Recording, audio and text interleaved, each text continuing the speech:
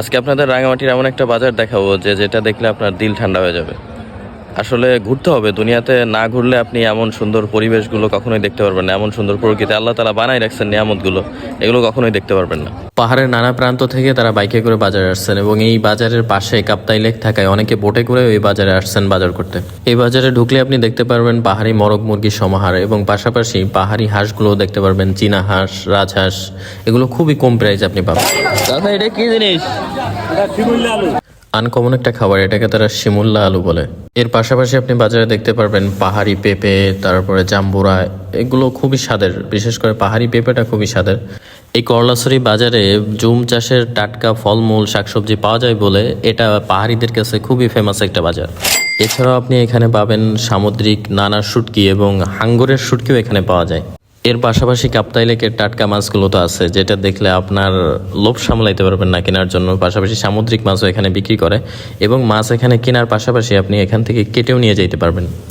এছাড়াও আপনি এখানে দেখতে পারবেন পোড়া মুরগি, শুকুরের গোশ, বিচিত্র ধরনের খাবার তারা এই বাজারে বিক্রি করে থাকে।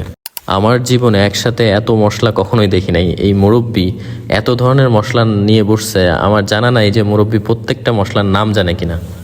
এই বাজারগুলোতে প্রসাধনী সামগ্রীর দোকান এবং পাশাপাশি কাপড়ের দোকান আপনি বেশি দেখতে পারবেন, কারণ চাকমারা পরিপাটি হয়ে থাকা পছন্দ করে।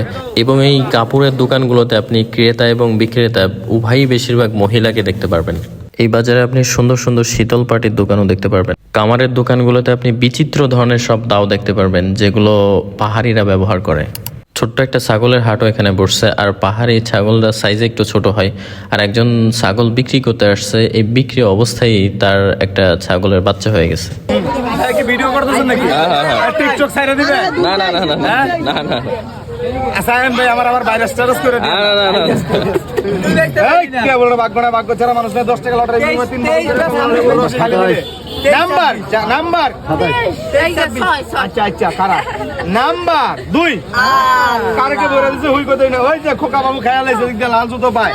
ছোট ছোট শিশু কিশোররা এসে লটারি ধরতেছে, ওদের এই আনন্দ দেখে নিজের শৈশবের কথা মনে পড়ে গেল।